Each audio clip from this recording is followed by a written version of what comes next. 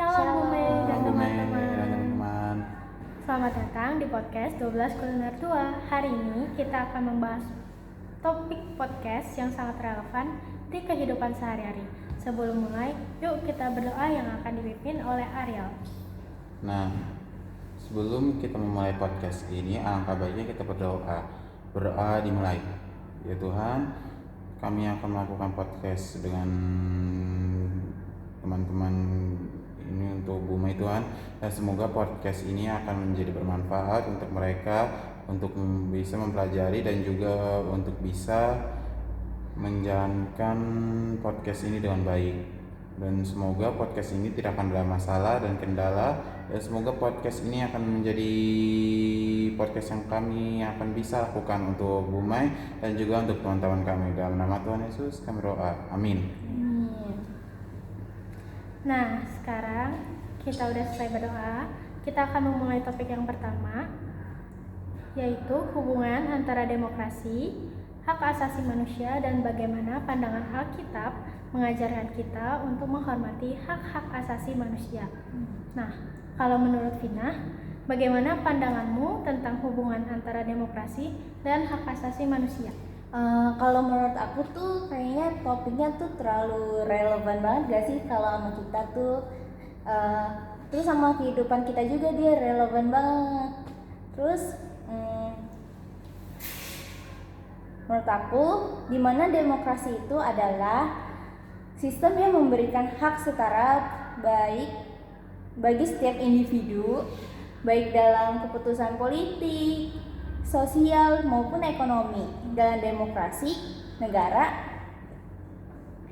bertanggung jawab untuk melindungi hak-hak asasi manusia setiap warganya. Setiap orang berhak untuk bebas berbicara, memilih, dan hidup sesuai kebebasannya. Nah, aku juga mau nanya nih ke Ariel. Kalau menurut Ariel, bagaimana sih pandangan kamu tentang demokrasi menurut pandangan Alkitab? Kalau kita lihat dari pandangan Alkitab, meskipun tidak ada istilah demokrasi atau hak asasi manusia dalam konteks sekarang, banyak prinsip dalam Alkitab yang sangat relevan. Contohnya dalam Mazmur 133 yang mengajarkan kita untuk hidup rukun, saling menghormati. Prinsip ini sangat sesuai dengan sangat demokrasi yang menekankan keadilan sosial dan hak asasi dan hak setiap individu. Nah, betul sekali itu Ariel. Bahkan dalam 1 Raja-Raja pasal 21, kita bisa lihat bagaimana Tuhan menanggapi penyalahgunaan kekuasaan. Contohnya saat Raja Ahab menindas rakyatnya hanya untuk mendapatkan kebun anggur milik Nabot. Tuhan mengutuk tindakan semacam itu yang menunjukkan betapa pentingnya penghormatan terhadap hak setiap orang, baik dalam kehidupan pribadi maupun pemerintahan. Wih, bener banget tuh. Walaupun kita tidak menemukan kata demokrasi langsung dalam Alkitab, banyak prinsip yang mengajarkan kita untuk menghargai setiap kehidupan dan hak setiap individu, termasuk dalam pemerintahan yang adil. Jadi di topik pertama ini, demokrasi dan hak asasi manusia sangat erat kaitannya karena demokrasi memastikan hak yang setara bagi setiap individu dan berbagai aspek kehidupan. Negara juga memiliki peran penting untuk melindungi dan memastikan pemenuhan hak asasi manusia dan bagi seluruh rakyatnya. Meskipun Alkitab tidak secara langsung membahas konsep demokrasi dan HAM seperti yang kita pahami sekarang, prinsip-prinsip dalam Alkitab seperti menghormati kehidupan dan hidup rukun seperti Mazmur pasal 133 serta melawan penyalahgunaan kekuasaan pada Alkitab di 1 Raja-Raja pasal 21 sangat relevan dengan nilai-nilai demokrasi dan HAM. Lalu sekarang kita masuk ke topik yang kedua nih, tentang perlindungan hak asasi manusia dalam Alkitab. Salah satunya, contoh yang menarik adalah dalam Bilangan pasal 35 ayat 9-34, di mana Tuhan memberikan perintah untuk mendirikan kota perlindungan. Ini adalah tempat bagi orang yang tidak sengaja menyebabkan kematian dan mendapatkan perlindungan dari pembalasan yang tidak adil. Kalau menurut Ariel, apa yang dapat kita pelajari dari bilangan pasal 35 ayat 9 sampai 34 tentang bagaimana seharusnya kita melindungi hak asasi manusia di zaman modern? Kota perlindungan ini menunjukkan bagaimana Tuhan sangat peduli terhadap keadilan dan hak asasi manusia. Bahkan orang yang tidak sengaja melakukan kesalahan pun berhak mendapatkan perlindungan dan kesempatan untuk perbaikan. Prinsip ini sejalan dengan nilai-nilai hak asasi manusia yang mengajarkan bahwa setiap orang berhak diperlukan dengan keadilan tanpa diskriminasi atau kekerasan.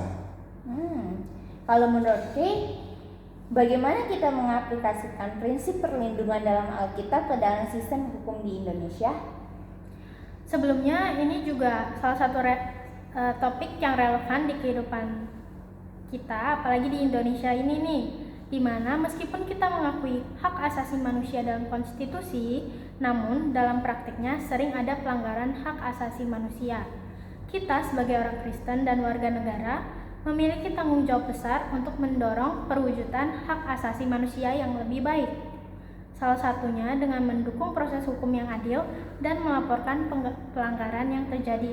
Nah, aku nih punya contoh kasus yang udah lama sama yang baru-baru ini nih. Kalau di tahun 2014 ada kasus di mana nenek-nenek mencuri 7 kayu, tapi dia mendapatkan hukuman 1 tahun penjara dan masa percobaan 15 bulan. Sedangkan kasus kedua ini lebih besar lagi daripada apa yang diperbuat sama nenek ini nih, yaitu kasus korupsi timah 300 triliun dengan vonis 6,5 tahun, di mana kasus korupsi itu apalagi dengan jumlah yang sangat besar sangat merugikan negara serta seluruh rakyat Indonesia.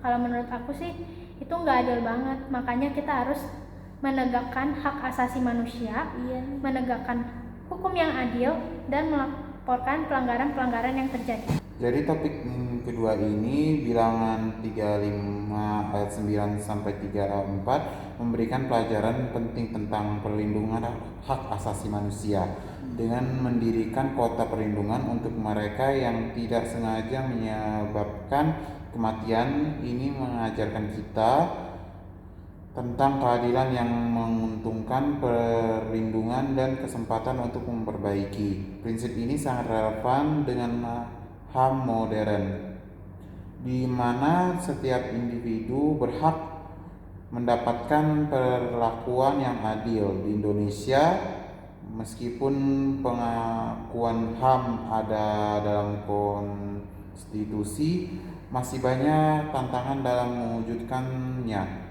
Sebagai generasi muda, kita perlu berperan aktif dalam memperjuangkan hak asasi manusia yang lebih baik.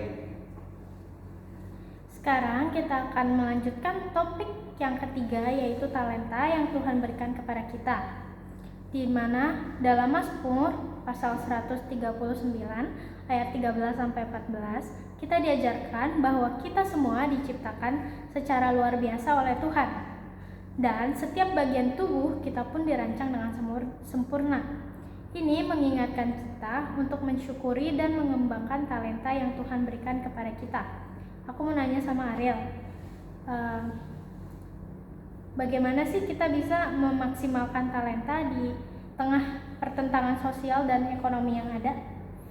Talenta kita bukan hanya untuk kepentingan diri sendiri, tetapi juga untuk orang lain. Tuhan memberikan talenta untuk berkontribusi pada kebaikan bangsa dan negara. Kita bisa menggunakan dalam berbagai cara, baik dalam bidang pendidikan, pekerjaan, ataupun kegiatan sosial. Kalau Vina, bagaimana kita bisa mengembangkan talenta untuk kepentingan bangsa dan negara? Kalau menurut aku, kita perlu mengasah dan mengali potensi yang ada di dalam diri kita. Misalnya, jika kita punya bakat di bidang seni, kita bisa berkontribusi dalam kebudayaan di bidang seni. Di bidang seni juga, kita bisa berkontribusi dalam kebudayaan bangsa. Dan kalau kita di bidang teknologi, kita bisa berinovasi untuk kemajuan bangsa. Setiap talenta yang kita miliki dapat memberi dampak positif pada masyarakat dan perjuangan kebaikan.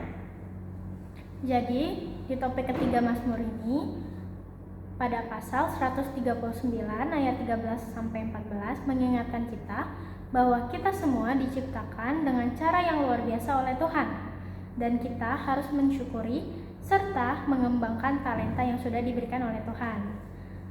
Talenta yang kita miliki harus digunakan tidak hanya untuk kepentingan pribadi, tetapi untuk memberi manfaat kepada orang lain dan masyarakat, termasuk juga orang-orang di sekitar kita nih. Bisa dimulai dari diri kita sendiri, ke keluarga dan tempat-tempat serta teman-teman lainnya. Dengan menggali potensi diri dan menggunakannya untuk kebaikan, kita juga sedang mengabdi kepada Tuhan, bangsa, dan bernegara. Kita lanjut ke topik yang keempat, dan sebelumnya setiap topik tidak selalu memiliki kaitan seperti di topik keempat ini tentang gerakan reformasi yang dimulai oleh Martin Luther pada abad ke-16. Gerakan ini memberikan dampak besar pada kehidupan gereja, terutama dalam menentang praktik jual beli surat keselamatan yang sangat populer pada waktu itu. Kalau menurut Vina, apa pengaruh gerakan reformasi terhadap kehidupan gereja di masa kini?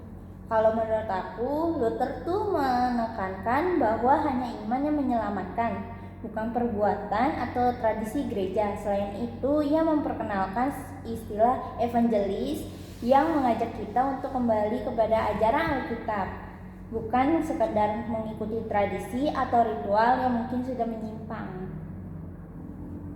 Kalau Ariel, bagaimana kita bisa menerapkan nilai-nilai reformasi dalam kehidupan bergereja di saat ini? Menurutku, Luther membuka jalan bagi reformasi gereja yang lebih menguntungkan pengajaran Alkitab. Tokoh seperti Yohanes Calvin melanjutkan gerakan ini dengan merombak struktur kepemimpinan gereja dan menekankan kepentingannya pengajaran firman Tuhan. Jadi di topik yang keempat, gerakan reformasi yang dimulai dari Martin Luther mengubah gereja dengan menekankan bahwa keselamatan datang hanya melalui iman, bukan tradisi atau perbuatan, guys. Lalu, Luther juga memperkenalkan konsep kembali kepada ajaran Alkitab sebagai pusat kehidupan gereja. Yohanes Calvin melanjutkan ini dengan merombak struktur kepemimpinan gereja dan menekankan pemahaman Alkitab yang lebih dalam. Reformasi ini memengaruhi kehidupan gereja dengan mengutamakan Alkitab dan menghilangkan praktik-praktik yang dianggap menyimpang. Lalu kita akan lanjut ke topik selanjutnya, yaitu pandangan Alkitab tentang kehidupan berbangsa dan bernegara. Kita akan membahas topik yang kelima, yaitu ini juga relevan loh sama kondisi kita hari ini, yaitu bagaimana pandangan Alkitab tentang kehidupan berbangsa dan bernegara yang memuliakan Allah.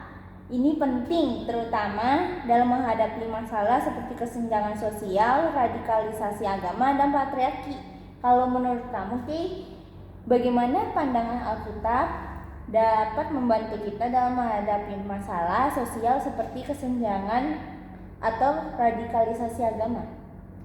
Nah, kalau dari pandangan Alkitab ya, di dalam Galatia pasal 3 ayat 28 dan Kolose pasal 3 ayat 11, kita diajarkan bahwa dalam Kristus tidak ada perbedaan antara laki-laki dan perempuan, ras maupun status sosial. Semua kita satu di dalam Kristus. Ini mengingatkan kita bahwa dalam kehidupan berbangsa dan bernegara tidak ada tempat bagi diskriminasi atau kesenjangan. Kalau menurut Ariel, bagaimana cara kita bisa menerapkan ajaran Alkitab dalam kehidupan berbangsa dan di Indonesia? Betul Vina. Tuhan ingin kita hidup dalam kebaruan sejati, menghilangkan cara hidup lama yang penuh dengan perbedaan dan perpecahan sebagai bangsa kita dipanggil untuk saling menghormati dan memperjuangkan keadilan sosial sehingga setiap orang dapat menikmati hak yang setara. Nah, betul juga kata Ariel. Dan kesimpulan dari topik kelima itu di mana Alkitab mengajarkan bahwa dalam Kristus tidak ada perbedaan antara laki-laki dan perempuan, ras maupun status sosial. Kita semua satu di dalam Kristus yang mengingatkan kita untuk hidup dalam kebaruan sejati tanpa diskriminasi.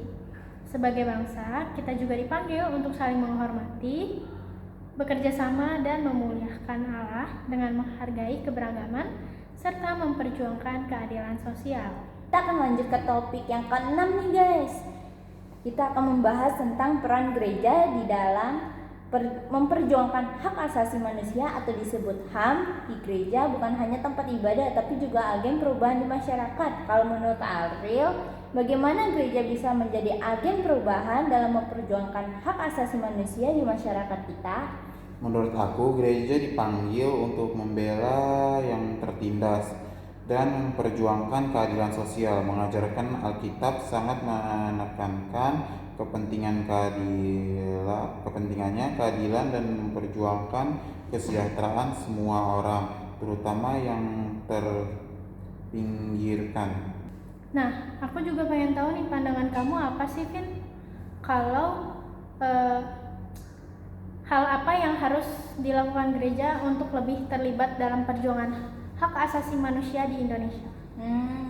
Kalau menurut aku sebagai gereja tuh kita tidak bisa hanya fokus pada kehidupan rohani. Gereja harus aktif dalam masyarakat memperjuangkan hak-hak asasi manusia dan keadilan sosial. Sejarah perjuangan seperti Martin Luther King Jr. dan Nelson Mandela menunjukkan bagaimana gereja dapat menjadi kekuatan moral dan memperjuangkan HAM. Contoh paling sederhana banget nih, kita memasukkan nilai-nilai kemanusiaan yang bermartabat, lalu saling menghormati, keadilan, kejujuran, kedamaian, cinta kasih, dan setiap tindakan dalam perilaku. Gereja harus bisa menjadi contoh teladan dan menghargai dan melindungi HAM.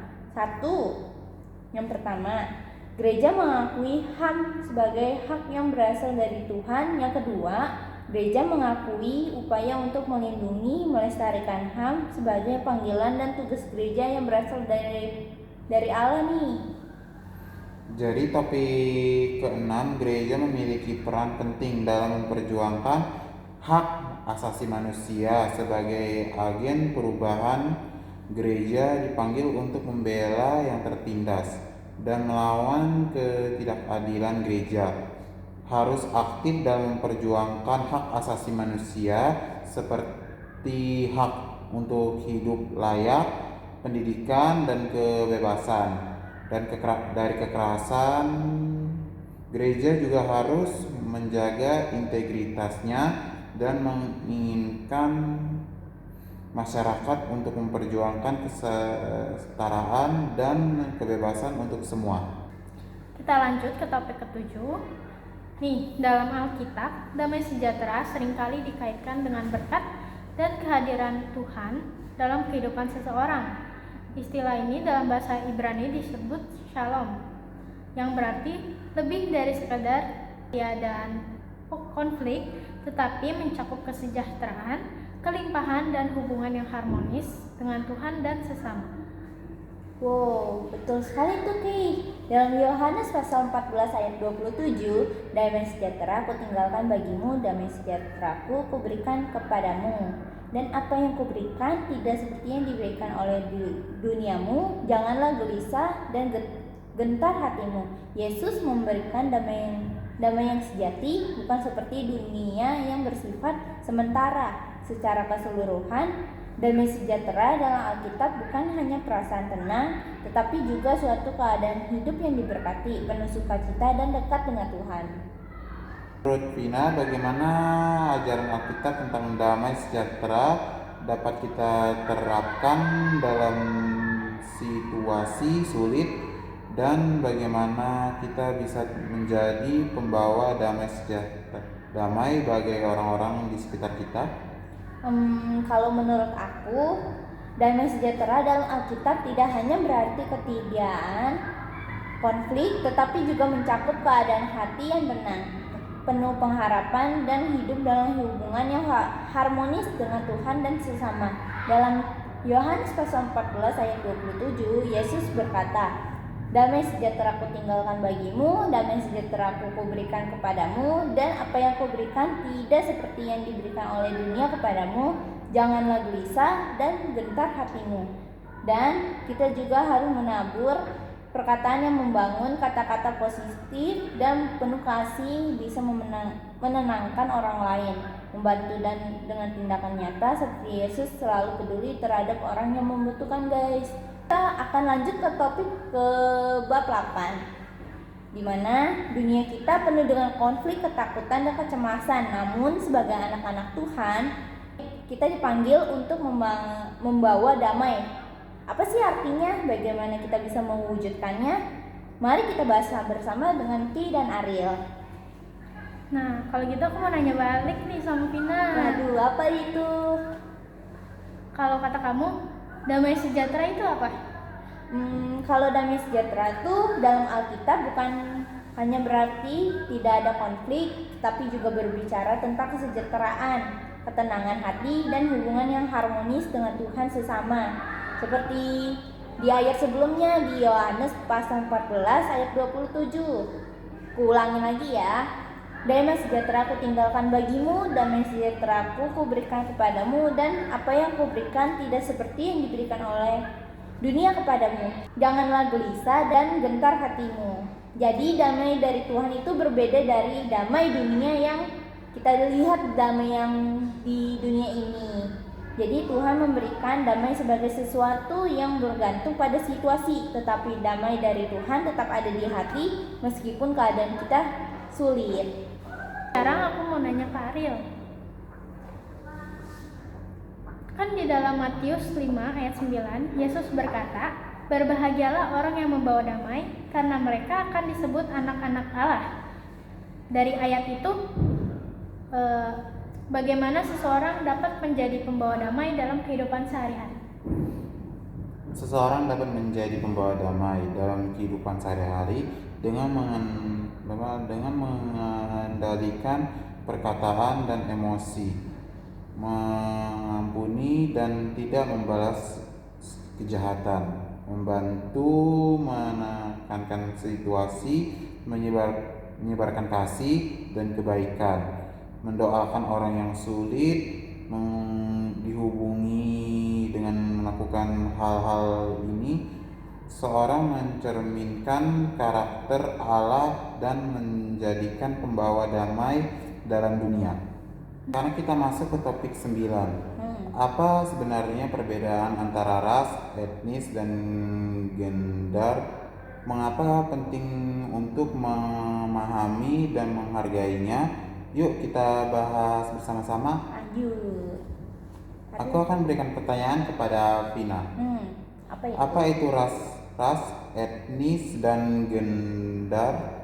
Menurut aku, ras adalah kategori manusia yang dibedakan berdasarkan ciri fisik seperti warna kulit, bentuk wajah, atau tekstur rambut. Seperti kayak aku, Ki, sama Ariel. Beda kan rambut kita? Yang satunya lurus, pendek, yang satunya panjang, lurus. Kalau Ariel, karena dia laki-laki, dia akan berpotong pendek, ya kan Ariel? Kalau panjang berarti harus jadi wanita dong. Lalu untuk etnis lebih berhubungan dengan budaya, bahasa, tradisi, dan asal-usul setiap suatu kelompok, kayak suku Batak, Chinese, Jawa, lalu ada Dayak, Minangkabau yang ada di Indonesia. Kayak aku Chinese, Ariel Batak. Itu membedakan kita di etnis. Tapi meskipun kita berbeda, bukan berarti kita tidak bisa berbincang bersama, teman-teman. Karena jika kita membeda-bedakan, itu bukan termasuk dari keberagaman. Karena jika tidak adanya keberagaman, kita juga nggak bakal bisa bertemu di sekolah ini. Kita nggak bisa berbincang bersama-sama nih, teman. Tuh, kalau kita nggak berbincang, kita nggak akan bisa bikin podcast ini, guys. Kalau nggak bisa kita bikin, kita nggak akan bisa berbincang, ya kan Ariel? Betul sekali, Vina. Kalau kita membedakan, kita tidak akan mendapatkan teman, guys. Jadi, kita membahas ini ras, etnis, dan gender, kita tidak akan membeda-bedakannya karena kita harus berteman, menghargai suku dan bahasa daerah kita masing-masing. Walaupun kita diejek, kita jangan membalasnya, guys. Aku mau nanya Ariel nih, apa perbedaan utama antara ras dan etnis? Perbedaan utama antara ras dan etnis adalah ras lebih berfokus pada ciri fisik seperti warna kulit, bentuk wajah, dan tekstur rambut. Contohnya adalah ras Mongoloid dan Negroid. Etnis lebih berhubungan dengan budaya, bahasa, dan tradisi. Suatu kelompok contohnya adalah suku Jawa, Batak, dan Minangkabau. Meskipun beda baik ras maupun etnis, tidak boleh menjadi dasar untuk diskriminasi karena setiap manusia memiliki hak yang sama dalam masyarakat. Lanjut ke bab 10, yaitu multikultur. Kita hidup di dunia dengan penuh dengan keberagaman, baik dari segi budaya, agama, suku maupun bahasa. Tapi apa sebenarnya multikultur itu? Mengapa penting untuk memahami dan menghargai keberagaman? Kalau menurut Kay, apa sih itu multikultur? Kalau menurut aku, multikultur itu berasal dari kata multi yang berarti banyak dan kultur yang berarti budaya. Jadi secara sederhananya aja nih, multikultur adalah keberagaman budaya dalam suatu masyarakat. Di banyak negara, termasuk Indonesia nih, tempat negara kita kan, kita bisa melihat bagaimana berbagai suku, agama, bahasa, dan tradisi hidup berdampingan. Contohnya, Indonesia memiliki lebih dari 1.300 suku bangsa dan ratusan bahasa daerah. Meskipun berbeda, masyarakat bisa hidup bersama dalam satu kesatuan. Wow, ternyata banyak sekali ya, itu suku-sukunya sampai 1.300 suku. Bahkan di dalam satu daerah pun masih banyak bahasa-bahasa lainnya, guys. Vina udah nanya aku mau nanya Ariel. Kenapa sih penting banget memiliki sikap toleransi dalam masyarakat yang berbagai ragam ini? Sikap toleransi pentingnya dalam masyarakat multikultural karena mencegah konflik sosial dengan saling menghormati. Perbedaan tidak akan menjadi sumber perpecahan, meningkatkan keharmonisan, hidup berdampingan dengan damai, membuat masyarakat lebih nyaman dan aman, mendukung kemajuan bersama, kolaborasi dari berbagai budaya bisa menghasilkan inovasi dan kreativitas baru, menjaga persatuan dan kesatuan. Sikap toleransi membantu memperkuat identitas nasional dalam keberagaman. Dengan toleransi, masyarakat dapat hidup lebih harmonis dan maju bersama. Topik ke-11, apa itu keutuhan ciptaan? Mengapa kita sebagai manusia memiliki tanggung jawab untuk menjaganya? Mari kita bahas bersama-sama. Aku akan berikan pertanyaan pada Kay. Apa itu keutuhan ciptaan? Keutuhan ciptaan adalah konsep bahwa seluruh alam semesta, termasuk manusia, hewan, tumbuhan, dan lingkungan, adalah bagian dari ciptaan Tuhan yang harus dijaga dengan baik. Dalam Kejadian pasal 1 ayat 31 dikatakan, maka Allah melihat segala yang dijadikannya itu sungguh amat baik. Artinya, sejak awal Tuhan menciptakan dunia ini dengan keseimbangan yang sempurna. Namun, manusia seringkali lalai dan merusaknya melalui eksploitasi alam, pencemaran lingkungan, dan tindakan yang tidak bertanggung jawab. Aku mau nanya Vina, mengapa manusia bertanggung jawab untuk menjaga keutuhan ciptaan?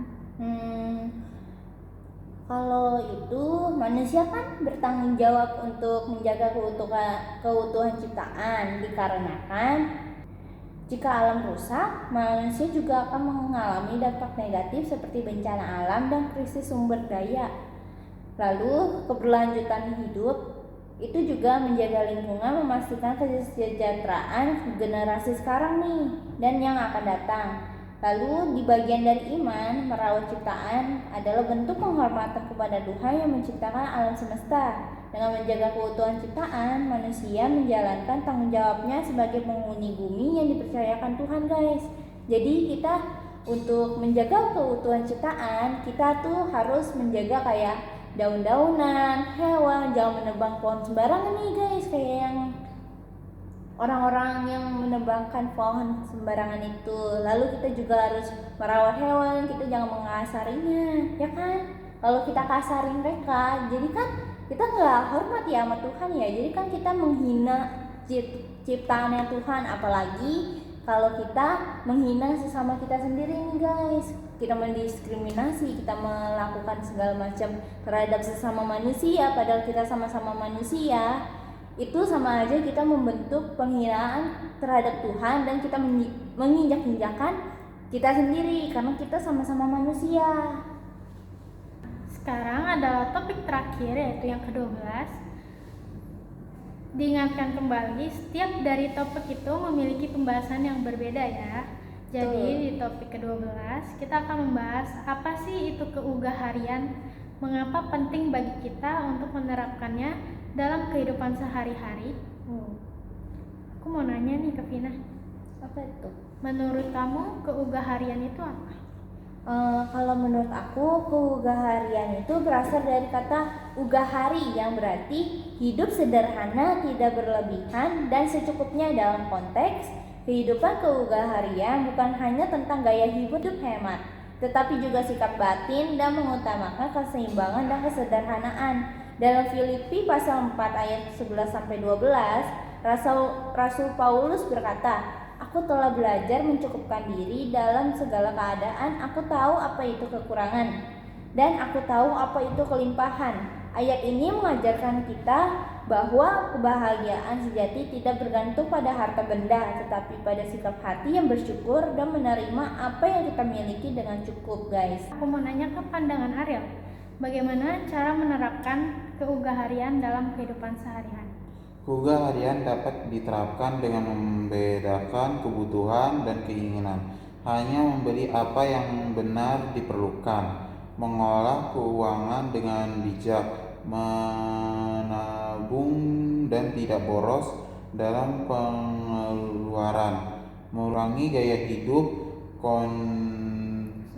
konsumtif, tidak selalu mengikuti tren atau membeli barang yang hanya untuk gengsi, mensyukuri apa yang dimiliki, tidak iri dengan orang lain dan belajar merasa cukup, berbagai dengan orang lain dengan hidup sederhana. Kita lebih banyak membantu mereka yang membutuhkan. Dengan menerapkan keugah harian, kita bisa menjalani hidup yang lebih damai, bermakna, dan penuh syukur. Nah, gimana nih teman-teman topik dari yang pertama sampai yang terakhir ke-12? Menurut Ariel gimana? Menurutku sih itu sih banyak pembelajaran yang kita bisa dapat dan petik dari bab 7 sampai bab 12 dan juga dari bab 1 sampai bab 6. Kalau dari Vina? Aku juga sama, karena tadi aku ternyata sadar aku banyak boros tentang keuangan aku sendiri. Aku mau belajar untuk tidak memboros lagi untuk kedepannya. Kalau menurut Kay gimana? Kalau menurut aku sih meskipun topiknya berbeda-beda ya, tapi masih tetap ada di beberapa topik yang membahas tentang pembahasan yang sama, kayak misalnya tentang diskriminasi, tentang keberagaman, hak-hak asasi manusia, terus juga pandangan Alkitab itu gimana di dalam berbangsa dan bernegara, bagaimana sih kita bisa menjadi damai sejahtera bagi orang sekitar kita, terus juga kita bisa hidup sederhana. Itu meskipun topik yang beberapa tidak memiliki kaitan, tapi itu semua juga sangat relevan di kehidupan kita sehari-hari nih. Tuh. Terima kasih sudah menonton podcast kami. Semoga pembahasan kita bisa memberikan wawasan yang lebih dalam tentang bagaimana kita bisa hidup sesuai dengan prinsip-prinsip Alkitab. Sampai jumpa. Dadah.